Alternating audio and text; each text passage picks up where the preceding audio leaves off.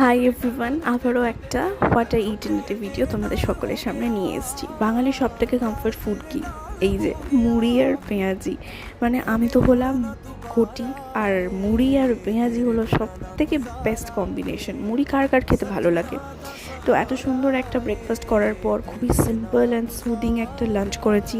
এই যে এরকম মশলা দিয়ে ফিশ ফ্রাইটা খেতে আমার যে কী অসাধারণ লাগে, মানে মা যে এত ভালো করে বানায় যে কী বলবো।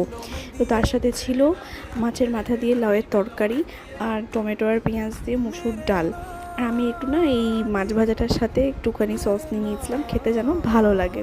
মানে অফকোর্স মানে আরও টেস্টটাকে এনহ্যান্স করেছিলাম। আর মা আম দিয়ে এই মাছের টকও করেছিল, যেটা কিন্তু আমি খাইনি। আমি আমার যেটা কমফর্ট ফুড সেটাতেই ফোকাস করেছিলাম। সন্ধ্যেবেলায় চা খেয়েছিলাম, যেটার ক্লিপ অফকোর্স দিতে ভুলে গেছি। আর রাত্রেবেলায় পটল আলু ভাজা, পেঁয়াজ আর রুটি আর একটা মিষ্টি দিয়ে আজকের what I it in a ভিডিওটা শেষ করছি।